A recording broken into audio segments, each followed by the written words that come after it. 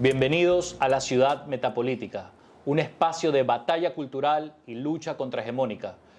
Nosotros vamos a dar una visión alternativa, metapolítica de los acontecimientos naturales y del mundo. ¿Por qué la metapolítica? Toda cosa que acontece, toda ocasión, todo acto que nosotros vemos, sobre todo en el ámbito público, tiene una intencionalidad moral. Para algunos, los delincuentes son víctimas de la sociedad. Para otros, los delincuentes peligrosos son enemigos del Estado. Para algunos, cobrar impuestos es una buena acción. Para otros, el impuesto es una inmoralidad. Este es el campo de batalla donde se ejerce toda la lucha, el convencimiento, la educación, la cultura, la enseñanza, los valores morales, para disputarse quién tiene la razón, qué es lo justo, qué es lo injusto. De eso vamos a tratar. Estoy también con Gustavo Pareja. Bienvenido, hermano. Él también es parte de esta casa. Vamos a tratar pues algunos temas, sobre todo en materia de batalla cultural, ¿no? Uno de los temas que están muy en boga en estos momentos es los abogados prodelincuentes. ¿Qué es un abogado prodelincuente, Gustavo? En tu opinión, en tu formación. Gustavo es abogado, ya tiene muchos años de ejercicio profesional, tanto en el Ecuador como en el extranjero, tiene estudios afuera. Gustavo es un actor no solo académico, es un actor político, es un analista político, también parte de la iniciativa del movimiento Firmes, y en este momento pues vamos a tratar un tema que está muy polémico ahora, ¿no? El pueblo del Ecuador está atravesando un conflicto armado interno. Tenemos ciertos académicos, ciertos partidos políticos que están protestando porque las leyes ecuatorianas se están poniendo más mano dura. Cada vez estamos dando menos espacio para las mafias y el sistema y el ordenamiento jurídico ecuatoriano se está endureciendo. Pero están estas voces disidentes que dicen que no, se están faltando los derechos humanos, Gustavo. ¿Tú crees realmente que se está faltando los derechos humanos? Claro que se está faltando los derechos humanos de la ciudadanía, que está siendo totalmente predada por grupos de combatientes que ejercen como comandos o guerrillas urbanas y también en zonas rurales. Evidentemente la ciudadanía tiene una violación a los más íntimos y principales de sus derechos. Además de que digamos, la legitimidad del Estado y el orden jurídico del Estado está totalmente herido por este tipo de conductas atentatorias. Ahora bien, que si los comandos armados, los grupos beligerantes,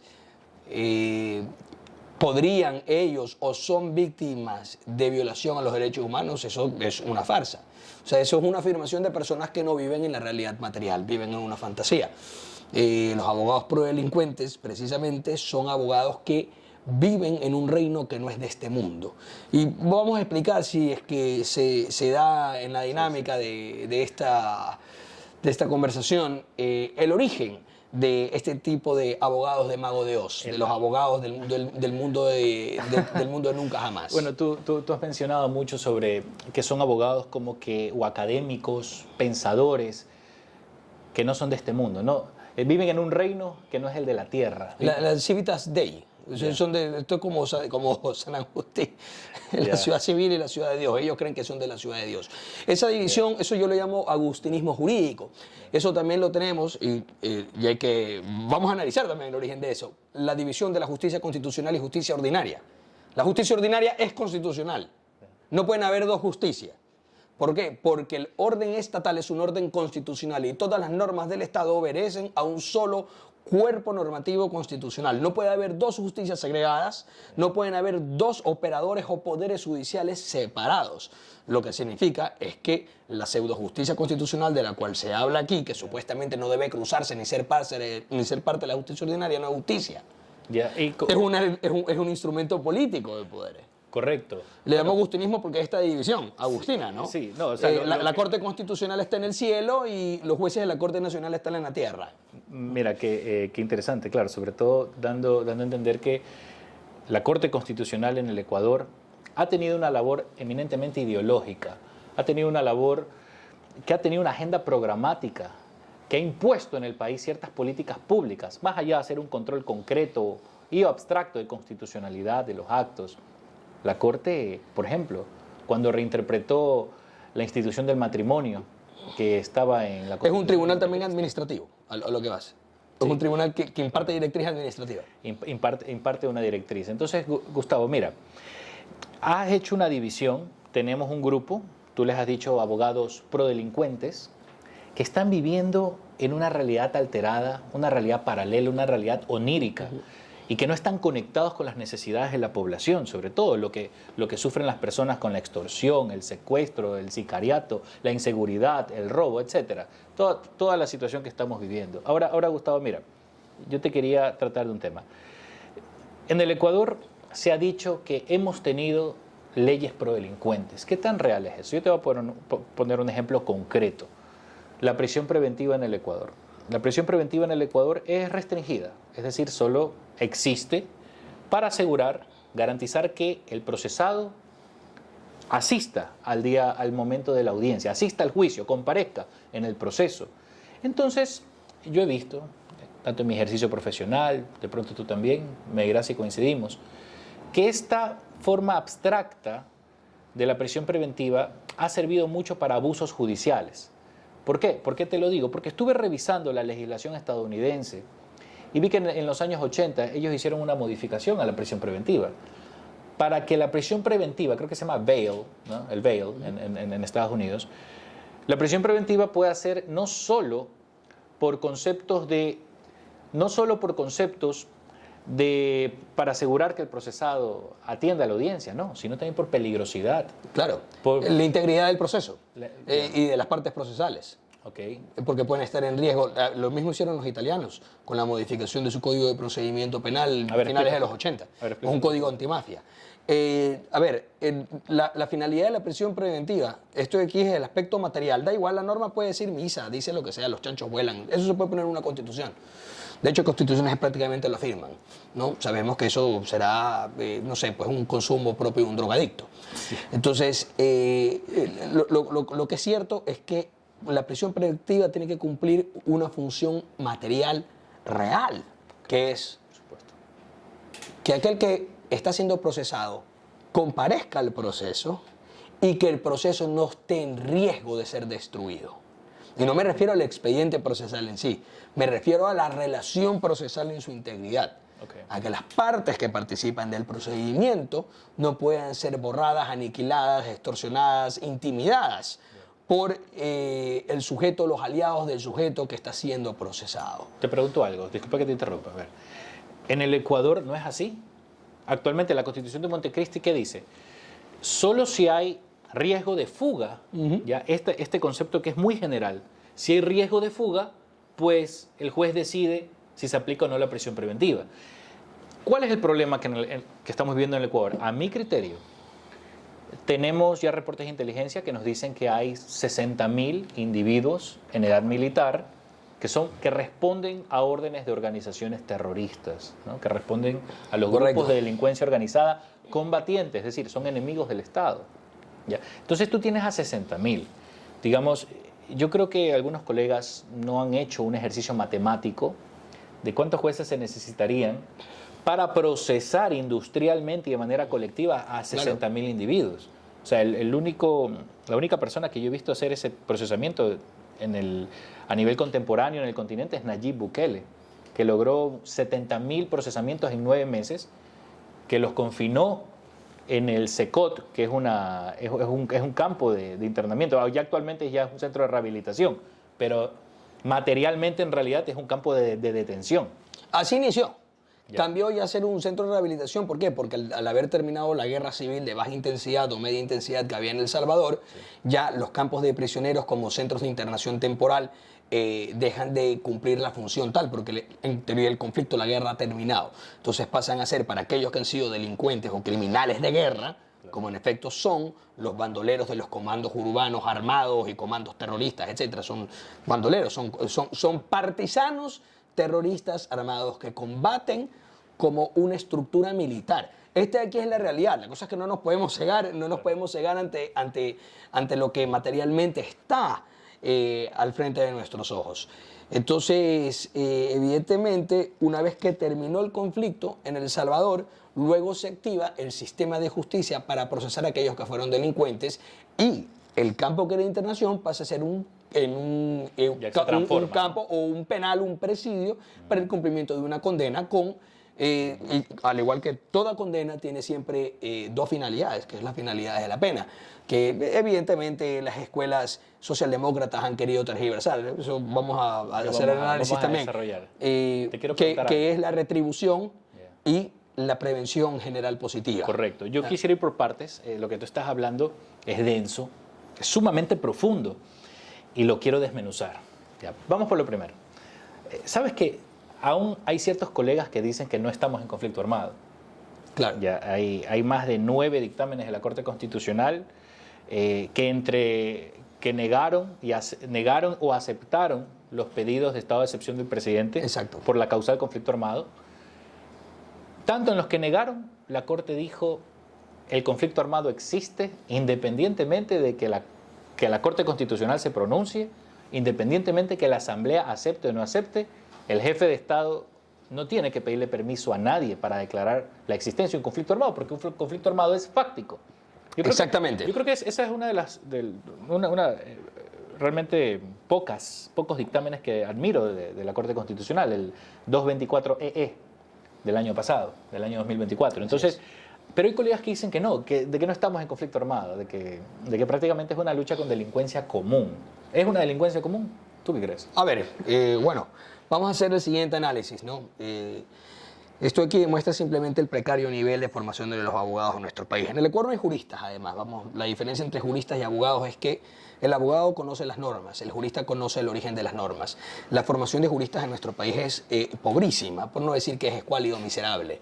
Ahí los abogados que tenemos son abogados que se aprenden las normas o se aprenden la interpretación errónea de las normas propio del error común, que es algo enorme que sucede en nuestro país. Y bueno, luego tienen ya, digamos, esta ósmosis operativa que se reproduce como un virus. A ver, respecto... Si estamos en un conflicto. Esto es lo que... A ver, es que si tienen esta contaminación de ideas, el problema es que la contaminación de ideas puede afectar la percepción de la realidad. Yeah. Entonces, de repente ven que hay un comando de hombres armados con fusiles, con granadas, con lanzagranadas, con subametralladoras, en carros blindados, que hacen un operativo como un comando, como un equipo táctico. Y dicen, no, pero es que es delincuencia común.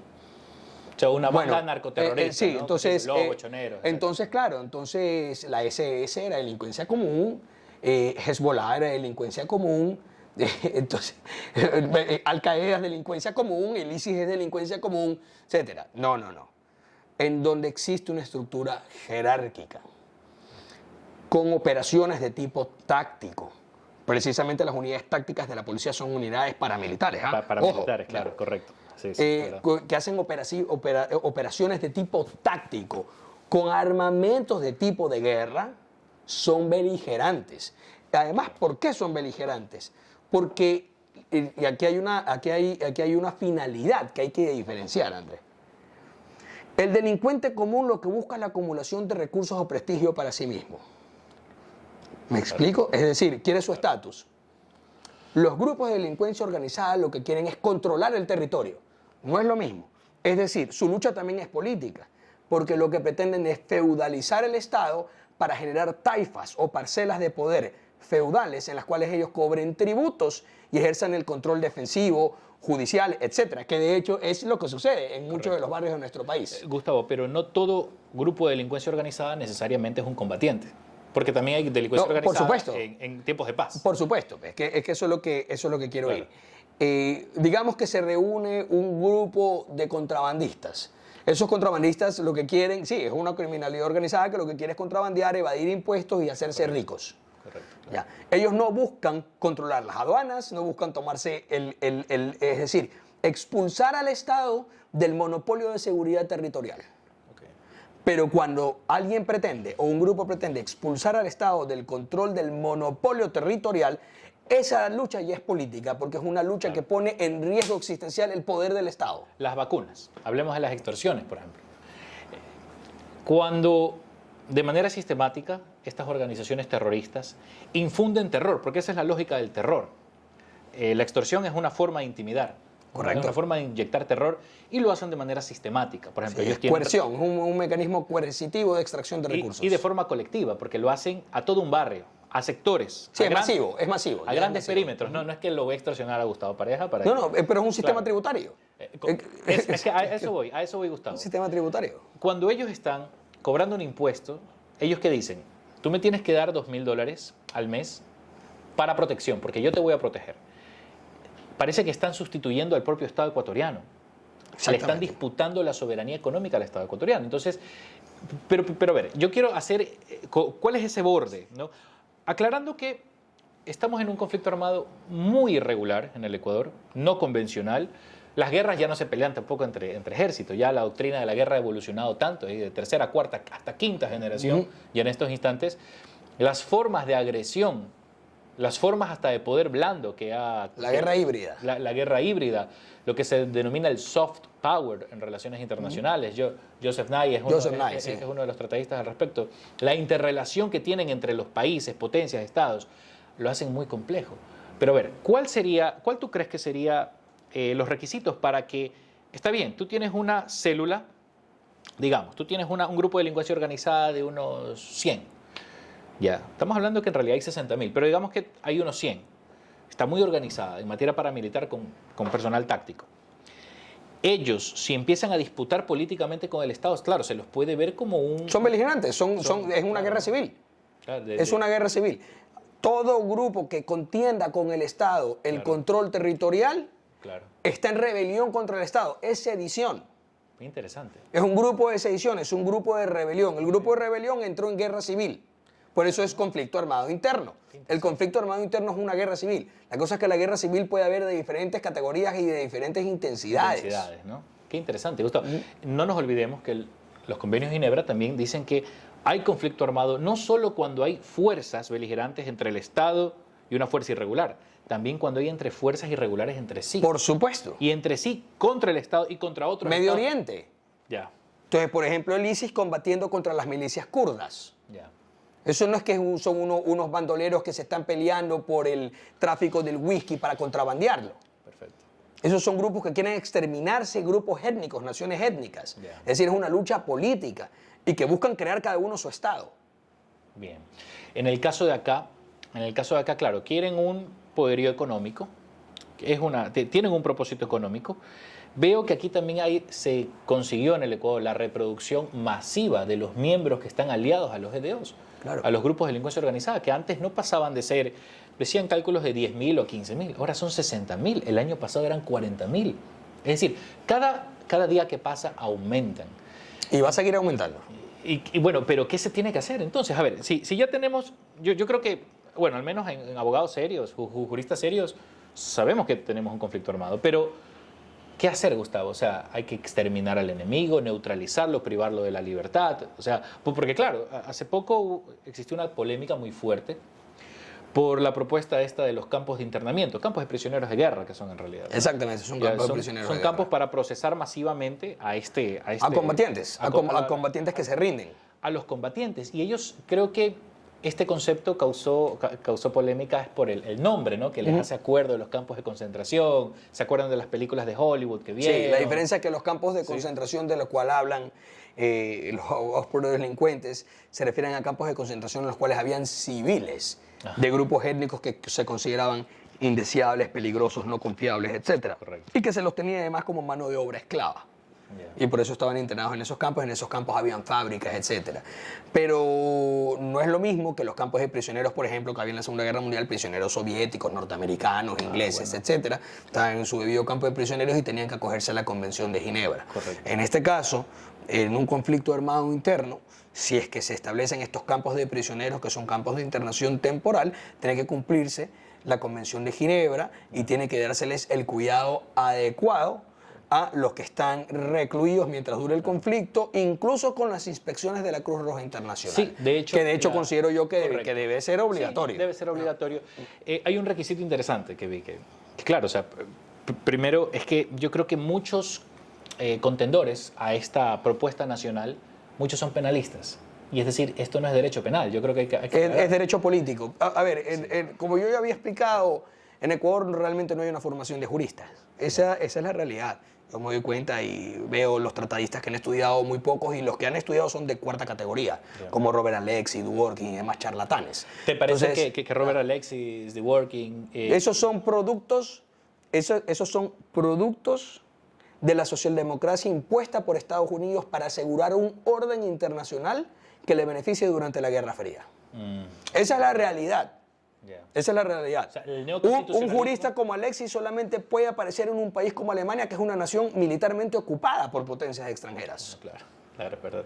Y Dworkin es uno de los acólitos o defensores de la socialdemocracia liberal en la costa este de los Estados Unidos, donde están toda la élite urbanita. La costa este, estamos hablando de...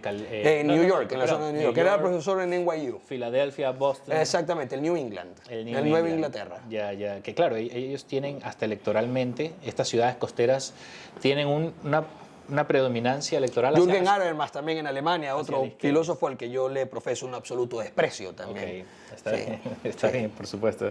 Una de las cosas que también nos pueden preocupar mucho es la cuestión de los jueces. Mira, yo encuentro una contradicción entre la función del jefe de Estado de todo país. ¿Cuál es la función del jefe de Estado por antonomasia? A ver, la propia constitución del Estado, la fundación de un Estado, ¿para qué es? Para la seguridad. La misión por excelencia del Estado es la seguridad. El conductor del Estado por excelencia, el jefe de Estado, ¿cuál es su misión principal? Es la seguridad. El artículo 147 de la Constitución es muy clara. Presidente es encargado de la seguridad interna, seguridad pública, ¿no? La soberanía del país, la integridad territorial, etc. De hecho, es una competencia exclusiva y excluyente del Estado central. Pero, ¿qué ocurre en conflicto armado? ¿Qué ocurre en tiempos de paz? En tiempos de paz, el jefe de Estado, pues bueno, destina recursos para la investigación criminal, destina recursos también para las investigaciones de inteligencia, ¿no? Para la policía. Y la policía pues tiene la misión de detectar a estos grupos criminales y ponerlos a orden de la justicia. Eso sucede en tiempos de paz y está bien. Y en una justicia sana, lo que tiene que suceder es que los jueces examinen el caso y pues derivan a los delincuentes a una privación de libertad y después a una pena. Y en el mejor de los casos, en los estados ya exitosos, inclusive hasta se pueden rehabilitar. Eso sucedería en circunstancias muy idealistas. Pero a ver, vamos a ver lo siguiente. Nuestro país, primero que estamos viviendo un estado que no funciona bien. No tiene recursos, tiene déficit fiscal, tenemos una doctrina jurídica muy contradictoria y estamos en un conflicto armado que lo que te dice es lo siguiente. ¿Cuál es la finalidad del conflicto armado ecuatoriano? A ver, en un conflicto armado que vive en el Ecuador, no podemos bombardear barrios enteros, no podemos bombardear las favelas donde se ocultan estos terroristas, porque el terrorista cobarde es incapaz de usar un uniforme y declararle la guerra formal al Estado. No, ¿qué hace? Se camufla como civil. Por lo tanto, nosotros no podemos generar bombardeos como se hace en una guerra convencional. ¿Cuál es la finalidad del conflicto armado en el Ecuador? Es la privación de libertad de este enemigo, porque con la privación de libertad no corremos el riesgo irreversible de eliminar a un inocente. ¿Ya? Puede existir un riesgo de una equivocación, puede existir un riesgo de que se hace una detención por un error, puede suceder, pero no se le quita la vida. La función y la finalidad del conflicto armado ecuatoriano para triunfar sobre él es la neutralización del enemigo, pero privándolo de la libertad. ¿Pero cuál es el problema? El problema es que tenemos 957 jueces penales, que son los únicos, según la Constitución, que tienen la potestad de decidir sobre la privación o no de libertad del enemigo de la patria.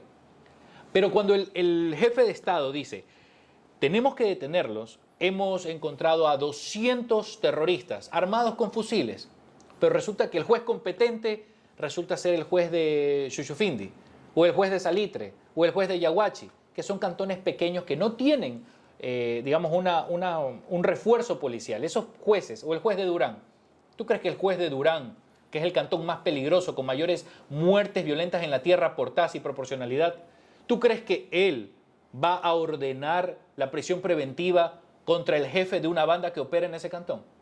Es imposible. Porque nuestra apreciación de este programa es realista, es material. Nosotros no estamos en ficciones jurídicas, ficciones oníricas, ficciones irreales. Nosotros aplicamos la primacía de la realidad en cómo tiene que operar la ley, cómo tiene que operar el derecho para triunfar en este conflicto. Entonces, en un conflicto armado se avecina una terrible posibilidad, lo que se denomina la imposibilidad fáctica de los tribunales en administrar justicia. Hay una imposibilidad fáctica, sea por amenaza, están extorsionados. Si tú no me liberas, yo te mando a pegar un tiro a ti o a tu familia, ¿verdad? Eso es una de las cosas que pueden pasar con los jueces. Por supuesto. O peor. Que seguramente pase bastante. Que seguramente pase, ¿verdad? O la otra peor, que son jueces que son miembros, fiscales y jueces miembros de los grupos de delincuencia organizada. Entonces, ¿qué factor tenemos aquí? Tenemos que en el 2024, que el gobierno decretó el estado de excepción, inició decretando estado de excepción, se capturaron 35.000 personas aproximadamente en 5 meses. Pero ¿qué ocurrió? Dentro de esos 5 meses, solo 1.200 personas fueron procesadas penalmente. Es decir, salieron libres 33.500. Tienes una hemorragia, una fuga del enemigo del Estado. ¿Cómo vas a luchar un conflicto armado si no puedes privar de libertad al enemigo de la patria? Es imposible.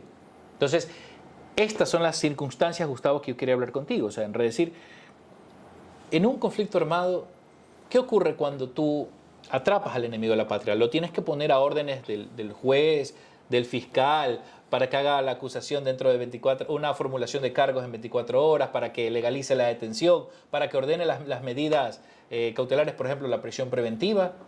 O más bien tú tienes... ¿Qué es lo que se hace? A ver, tú que eres experto en temas de guerra. A ver, vamos a ver, bajo las reglas del conflicto, que se llama o se le conoce de manera eufemística como derecho internacional humanitario, realmente es el jus bellum, ¿no? Y el jus publicum, es decir, la jus in bellum, que es una derivación del jus publicum europeum. Carl Schmitt. Carl Schmitt, exactamente, proviene del jus gentium romano y que fue luego, digamos, reacondicionado por el derecho natural católico. Esto por hacer una explicación para que nos demos cuenta que con estos eufemismos como derecho internacional humanitario lo que pretende realmente es desproveerse todos los elementos que se refieran a la coacción legítima y a la coerción legítima, porque lo que se pretende es deslegitimar los poderes estatales. Que eso es una tendencia eminentemente posmoderna. Es una tendencia eminentemente posmoderna con un camino al anarquismo. Pero eso Sí. Ya te voy a decir, ¿quién hizo eso? ¿Quiénes son los que hacen eso ahí se dio en una crítica al liberalismo, proliberalismo, desde sectores que habían releído al marxismo desde el prisma kantiano en Alemania, con la Escuela de Frankfurt. La Escuela de Frankfurt. Arranca con ellos, pero luego también se desarrolla en Francia con el estructuralismo y postestructuralismo. Es decir, y las demás escuelas posmodernas que surgieron. Esta Escuela de Frankfurt empezó a deslegitimar al Estado, al poder punitivo del Estado, a ponerlo bajo una mirada de sospecha. Como que, ¿por qué el policía tiene esa potestad? ¿Por qué el juez tiene esa potestad? Pero, ojo, por defensa de la libertad. ¿Ya? Era porque querían defender la libertad y porque estaban aterrados frente a los fascismos y frente también al fascismo de izquierda, que es el sovietismo. O sea, ya. Perfecto. A ver, eso era entendible, pero los llevó a hacer análisis irreales de cómo establecer un orden social funcional. Entonces luego se fue pervirtiendo, por así decirlo, por problemas de premisas. Las premisas irreales contaminan el resto del silogismo por completo. Entonces la finalidad termina siendo espuria. Y el resultado, sobre todo. El resultado, vas a tener un conjunto de leyes pro delincuentes que hacen que el Estado... Con buena voluntad y de buen corazón, sí, ojo. Y ojo, muchos abogados que se les dice... La mayoría seguramente son buenos y que están moralmente convencidos. Seguramente tienen toda la buena intención del mundo, pero las buenas intenciones no son suficientes. Eso es una de las cosas que también tenemos que decir. Entonces, Gustavo, a ver, tú dijiste el derecho internacional humanitario, que en realidad, en otras palabras, son las leyes de la guerra. En otras palabras, solo que se les ha cambiado el nombre, se lo ha edulcorado, poniéndole el componente humanitario, pero no es nada más y nada menos que los principios que rigen los conflictos armados. Exactamente. A ver, entonces, mientras estás en una guerra, el objetivo en la guerra es derrotar al enemigo. Al enemigo se lo puede derrotar de varias maneras. Primordialmente por la destrucción de su destrucción de las tropas, pero así también como por la destrucción de su capacidad de maquinaria de combate. Es decir, ataca su logística, sus centros de producción, etcétera. No solamente es maniobras, digamos, de tipo decisivas, envolvente, en el cual grandes concentraciones de tropas sean aniquiladas, sino que también buscas desproveerlos del armamento, destruirle el abastecimiento, etcétera, ¿no? Para que luego ya no tengan cómo combatir y tengan que rendirse, porque van a enfrentarse a una guerra de desarmados, es prácticamente suicidarse, ¿no? Tú les destruyes la provisión de combustible, se acabó la guerra. Por supuesto. Les destruyes las pistas de aterrizaje. Así perdió el Tercer Reich realmente la Segunda Guerra Mundial, fue por una crisis paralizante de combustible, de carencia de combustible. Tremendo. O sea, el Tercer Reich, literalmente la Fuerza Aérea Alemana no podía volar porque no había gasolina para... Entonces, la superioridad aérea de los aliados fue total y eso ahí trajo, o sea, se puso el clavo en el ataúd del Tercer Reich. Bueno, entonces, uno se va dando cuenta que por el tipo de la naturaleza del conflicto, el objetivo no es castigar por inmoral al enemigo. El objetivo es vencerlo o neutralizarlo. Neutralizarlo también es vencerlo, porque si se rinden, se rinden. De hecho, es preferible a tener que liquidarlos. O sea, entonces, una vez que se los ha neutralizado, se ha triunfado en la guerra. Ahora, si es que se considera que han habido criminales de guerra, los criminales de guerra, una vez terminado el conflicto, deberían de ser procesados por sus crímenes de guerra. En la ley de solidaridad recientemente aprobada, que es una ley para el conflicto armado en realidad, se establece lo que se denomina los delitos conexos al conflicto armado. Por supuesto. Y los delitos contra las personas protegidas durante el conflicto armado. Y uno de esos delitos es el delito de pertenencia. Tú sabes que antes de esta ley de solidaridad, recientemente es que es un delito de tipo paramilitar. Por supuesto, y el conocido derecho penal de autor. Así es. Es un delito muy interesante. ¿Por qué? El delito de pertenencia, ¿qué significa? Antes de esta ley, que fue aprobada hace poco, hace semanas, tú podías decir, yo soy miembro de la banda de cualquiera, para no mencionar aquí ya.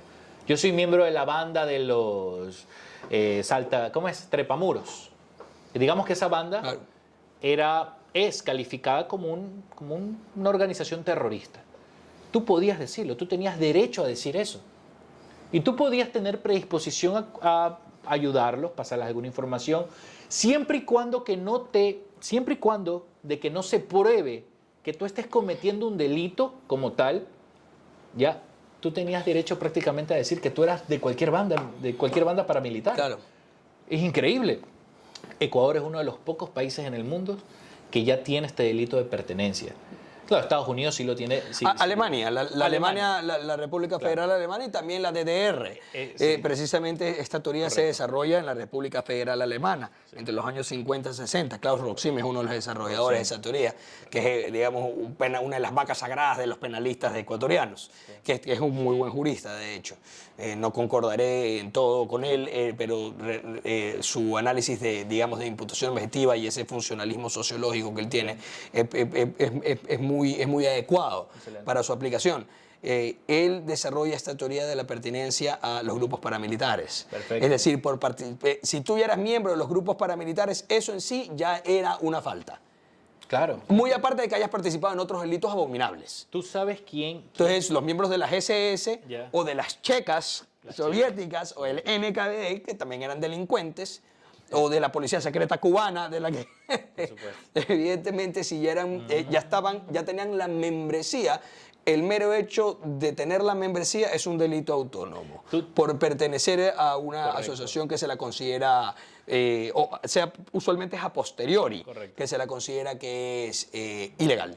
¿Tú sabías y enemiga? ¿De dónde surge uno de los antecedentes de este tipo penal, de pertenecer? El príncipe Metternich, que fue el arquitecto de la paz europea, uno de los que derrotaron a Napoleón, el príncipe Metternich, austriaco, periodo de la restauración antinapoleónica, que restaura el orden monárquico cristiano en el continente europeo. Sí, la restauración, los movimientos de la restauración. Él impuso un tipo penal, que era pertenencia a sociedades secretas. Claro. Los que pertenezcan a sociedades secretas subversivas, solo por dar su nombre a la sociedad secreta, ya era pena de muerte, por ejemplo. Claro. Porque eran enemigos del Estado. Igual en España con el franquismo. ¿Ah, sí? Claro. Ya, es el delito de pertenencia. Entonces, mira qué interesante. Ahora, España tiene actualmente un delito de pertenencia a los Sí, grupos terroristas. a los grupos terroristas, por supuesto. Sí, por su combate a ETA. Y O sea, a estos ETA, grupos. primordialmente a ETA, aunque ahora los etarras que luego han purgado ahora están en el Parlamento. Está en el Bueno, Parlamento, sí, ya. es una cuestión, una miseria frente a las víctimas, ¿no? Ahora, quiero volver a tratar de un tema. A ver, hablamos de la escuela de Frankfurt.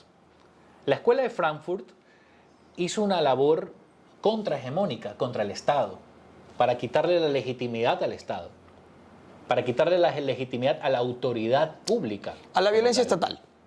Bueno, la fuerza estatal. A la fuerza estatal, porque ellos la ven como inmoral. La ven como inmoral en sí. Exactamente. Y tal vez de buena voluntad la consideran así. ¿Quién sabe? Son útiles a ciertas ideologías, al debilitamiento del principio de autoridad. Ahora, ellos hicieron una labor muy similar a la que nosotros estamos haciendo contra el Estado de Montecristi, por ejemplo.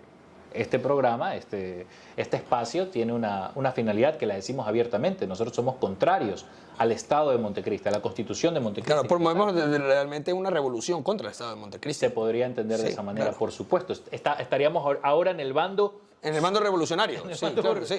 Fíjate tú, pese a que muchos nos dicen que somos de la ultraderecha o conservadores. Y sí, en efecto, defendemos principios, defendemos valores de una civilización que se ha perdido por completo, civilización cristiana como tal, pero que se ha perdido.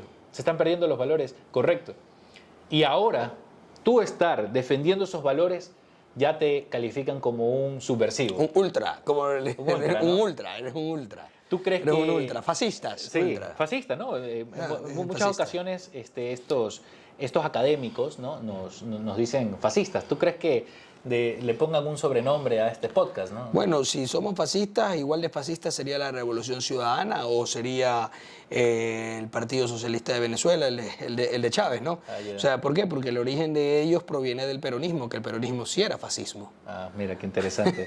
Y Chávez proviene de los carapintas argentinas, que era, digamos, una facción militarista del peronismo. El peronismo como tal. Entonces, que no nos vengan con esas bromas. Yeah. El fascismo fue un movimiento político de la primera mitad del siglo XX que fue destruido militarmente en su totalidad por combinaciones mundiales de ejércitos de la anglosfera, es decir, los diferentes estados potentes anglosajones, y la Unión Soviética, con todas las demás potencias de segundo o tercer grado que se sumaron en el esfuerzo bélico contra el Tercer Reich. Y el fascismo fue destruido. El nacionalcatolicismo español, por ejemplo, no era fascismo, que ese es otro de los errores.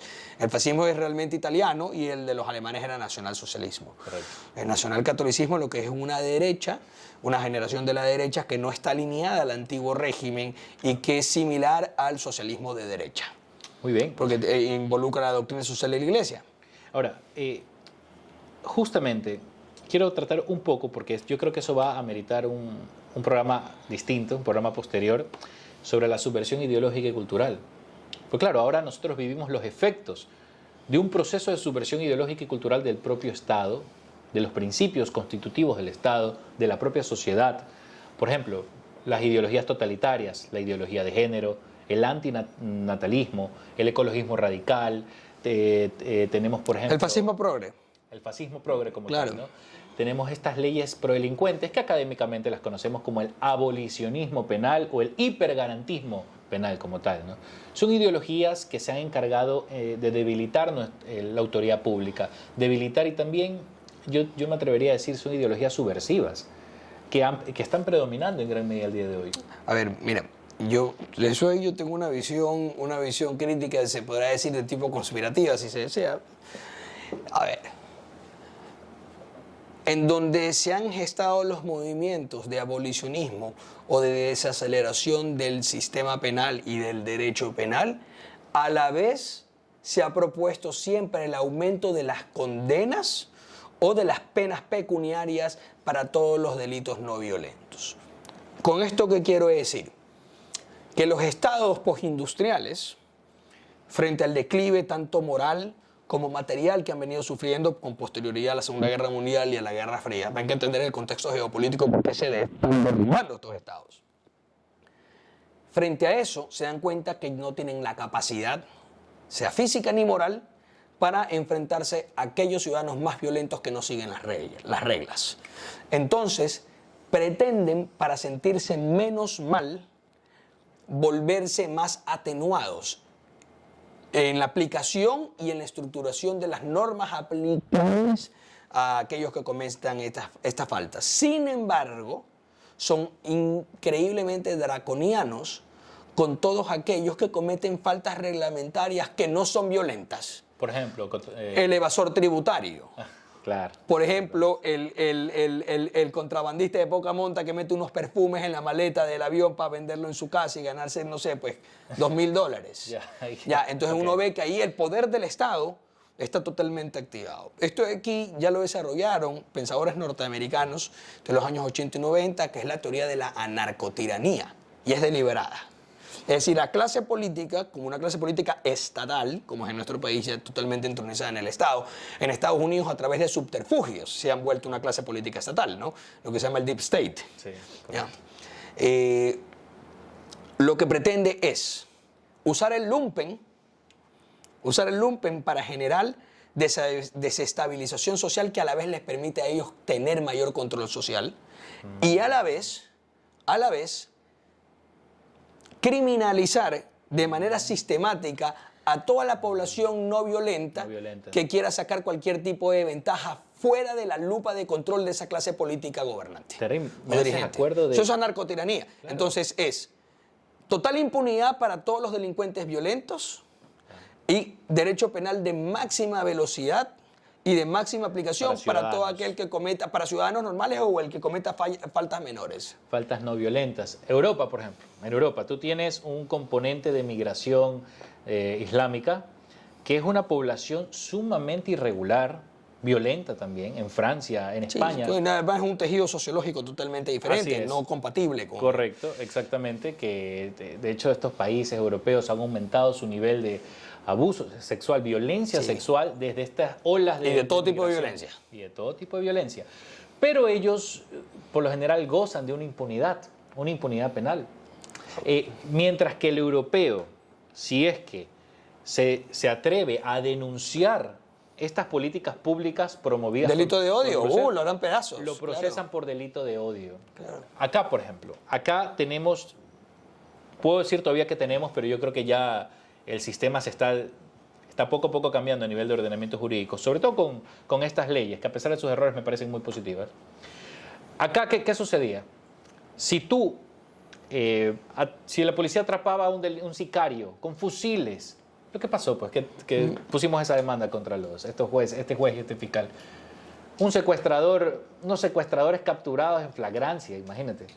Unos secuestradores que tenían un prontuario de asesinatos, secuestros, robos explosivos, terrorismo. El cual ya de por sí son elementos materiales para presunción de riesgo de fuga. No, claro, es demasiado. Fíjate lo que pasó. No hay cómo darle vuelta. El fiscal no acusa al peligroso y el juez libera a ambos. O sea, es una locura. Claro, el fiscal lo que hizo fue el fiscal hizo solo pedir presión preventiva para uno. Exactamente. Al otro no, la típica presentación periódica. Así es. ¿Ya? Y el juez dice, bueno, por principio de igualdad, ya que el uno no se va preso, ninguno se va preso. No, es una locura, Gustavo. Claro, entonces por principio de igualdad, si el uno es imputado por violación y el otro es imputado por contrabando, a los dos se les tiene que hacer una sola imputación por contrabando. Es realmente es increíble. Mira, para esto de aquí hay que ser o cretino, es decir, tener bajo cociente intelectual, o ser corrupto y cretino a la vez. No, yo creo que es esa última. Corrupción y cretinismo. Un factor predominante en ciertos administradores públicos. Sí, tal vez sean elegidos de esa manera, no lo descartes, porque así tú tienes elementos obedientes dispuestos a poner sobre el papel lo que sea. A ver, ahora vamos, ya que nos queda ya poco tiempo, vamos materializando todas estas propuestas. Hemos hablado de las acciones contrahegemónicas que han hecho movimientos progres, ¿ya?, contra la autoridad pública, contra el Estado, contra el poder punitivo del Estado. Perfecto. Hemos visto también inclusive cómo se ha dado este proceso de ideologización, leyes pro delincuentes, narcocultura, etc. Pero ahora también hemos propuesto, a nosotros se nos conoce que somos los abogados a favor de la mano de hierro, ¿no? De unas políticas públicas mano dura. Bien, que nos han dicho fascistas, muy probablemente digan que este es el podcast facho, ¿ya? Entonces, el podcast facho, ¿no? O nazi. Bueno, pues ya, está bien, pues, esto, los nazis mestizos. Esta mezcla de indios y españoles pues, y católicos y cristianos, ¿no? Sí, sí. Es de locos, ¿no? Pero bueno, que nos digan lo que nos digan, ¿qué nos importa? Yo soy un militante de la defensa de la libertad política de la nación y de la supervivencia de la nación ecuatoriana con su tradición. Si eso es ser ético, fascista, anárquico, a mí me da igual. Yo no me guío por los rótulos, eso no me importa. Esos son para aquellas personas que tienen pensamiento débil. Es tal cual, es tal cual. Y mira, y una de esas cosas, y aquí viene lo más polémico, ¿cómo vamos a implementar realmente las leyes de la guerra? Porque, Gustavo, ya se ha declarado, si no estoy mal, en 9 a 12 ocasiones de que hemos estado en estado de excepción con conflicto armado. En ciertas ocasiones aceptado por la Corte Constitucional, otras no. Sin perjuicio de aquello, sabemos que no se necesita permiso de la Corte para declarar que existe un conflicto armado. El conflicto armado existe, es una situación fáctica. Perfecto. Y que aplican automáticamente en ese momento las leyes de la guerra, es decir, los convenios de Ginebra. Son tratados internacionales de 1948. De la tercera convención del 49, me parece. 49, sí. Perdón. Entonces, vienen tratados de antes. Sí. La cosa es que fueron haciéndose varias convenciones. Correcto. La tercera es del 49, ya, que entonces, es la que te referías. ¿qué ocurre? Dicen que se tienen que aplicar las leyes de la guerra, pero ¿se están aplicando? No, porque seguimos en el mismo procedimiento penal ordinario para delincuentes comunes. Es y no es. Es y no es. Es decir, no es. Es un nominalismo. Se dice que estamos en conflicto armado, pero solo de nombre, solo de rótulo, solo es un título, porque en la práctica, en la realidad material, se siguen procesando como delincuentes comunes. Por lo tanto, y cuando nosotros queremos proponer lo que dice el sentido común, y lo que dice hasta la propia Corte Constitucional, lo que dice el derecho, y la ley suprema de todas, que es la ley de autopreservación del Estado, las leyes de la necesidad, se tienen que aplicar las leyes de la guerra. El régimen del procedimiento ordinario se tiene que suspender. No puedes tratar a un terrorista como un delincuente común. Todos lo sabemos, todos los ecuatorianos lo sabemos. Nos dicen fascistas. Pero a ver, hablando ya en serio, ¿cómo se pueden aplicar las leyes de la guerra? De los campos de internamiento. Porque necesitamos capturar a un sector de la población que sirve a estos grupos de delincuencia organizada, a estos grupos terroristas combatientes. Se los necesita capturar en el menor tiempo posible. Un ejemplo de eso tenemos El Salvador con Nayib Bukele. Correcto. Internarlos temporalmente hasta que acabe el conflicto armado para posteriormente procesarlos y juzgarlos por sus crímenes y sus delitos. Por los que hayan cometido. Y los que no cometieron, no los cometieron. Así correcto. Y así alcanzar la paz. Eso es una de las cosas que nosotros proponemos. Pero ahora, ¿cómo se implementarían estos campos? ¿Cuántos prisioneros más o menos? Estamos hablando... ¿Tú cómo lo ves? A ver. Si una cárcel se demora mucho tiempo, me estaba preguntando alguien el otro día. Aquí hay una cuestión que hay que tener claro. Esto es importante diferenciar. Un presidio penal, un centro de detención penal, es para un cumplimiento de condena. Un campo de prisioneros de combate no involucra ninguna condena, no están penando, es decir, no están cumpliendo una convicción. No, ahí simplemente están recluidos para neutralizarlos como fuerza de combate. Es decir, se los captura para que no sigan participando de las hostilidades. Sí, pero algunos dicen que es prisión preventiva. No se los juzga, claro que sí, pero es una prisión preventiva administrativa, de combate. De carácter administrativo. Exacto, de carácter administrativo. En cambio, la prisión preventiva del procedimiento penal, que es un procedimiento penal civil, no de combate, sino del ciudadano, no de enemigos. Sí, es verdad. Recuerden, cuando hay guerra hay enemigo. Cuando hay guerra hay enemigo. Esto es la definición existencial del concepto de lo político, que es la negación por parte de tu enemigo. Entonces tú tienes que enfrentarlo, Carl Schmitt. Entonces, ese enemigo se lo neutraliza. No hay ningún tipo de prisión preventiva, es una medida de seguridad administrativa. Por eso el soberano en estado de excepción aplica medidas, no aplica reglas, porque no hay nomos, no hay normalidad en una situación anormal. Entonces, hecho de esa manera, hecho de esa manera, los interna precisamente para separarlo de las hostilidades. Se terminan las hostilidades, sea porque los has liquidado a gran número o los has hecho rendir y los has capturado, etcétera, y luego tienen que ser trasladados inmediatamente al sistema de procesamiento penal con todos los plazos que deban cumplirse. Correcto. Y ahí recién va a correr la prisión preventiva para aquellos que se les deba aplicar prisión preventiva por el tipo de delitos que hayan cometido. Correcto, exactamente. Ahora tenemos lo siguiente, ¿ya? Las leyes de la guerra no son procesamientos penales, de ninguna manera. No son procesamientos penales. No, claro, exactamente, no son procesamientos penales y por lo tanto esta medida de privar de libertad a los combatientes no son dictadas por un juez, no pueden ser dictadas por un juez o solicitadas por un fiscal, ¿ya? Y en tal caso son siempre dictámenes del Poder Ejecutivo, en todas partes del mundo donde haya beligerantes. Perfecto. ¿Por qué? Porque el Poder Ejecutivo es el que tiene, es el gendarme. El Ejecutivo es la Policía Estatal y el Ejército al mismo tiempo, ¿no? Excelente. Y tienes eso ahí. Bueno, algo no, perdóname, porque no lo tocamos, porque estaba en tu pregunta, me habías hecho, era cómo hacerlos, los campos de prisioneros. A ver, los campos de prisioneros se pueden montar muy rápido. Hay barracas prefabricadas, cerramientos, alambradas de púas, instalación de cocinas, etcétera, y se hacen varios, porque el intento de escape es retomar las hostilidades. Correcto. Si retoman las hostilidades, son beligerantes, a los beligerantes se les puede dar de baja en el acto. Correcto. Y se les da de baja. pierden la protección, pierden Por supuesto, su porque calidad de sujeto están, protegido. exactamente, pierden la calidad. Así es. Muy bien, muy bien. Ahora, mira, ya que hemos llegado al fin, lamentablemente, porque yo creo que podríamos extendernos horas con este tema y diversas hipótesis, vamos a empezar a hacer ciertas preguntas al respecto, ¿no? Entonces, una de las cosas que nosotros tenemos que preguntarnos, ¿no? Los ecuatorianos, todos los que nos miran, ¿nosotros queremos seguir con el mismo sistema que tenemos hace 20 años? ¿Tenemos que seguir con las mismas normas que son las principales responsables del estado actual de nuestro país? Normas que han garantizado la impunidad, normas que han garantizado la liberación inmediata de delincuentes peligrosos. ¿O necesitamos un cambio radical?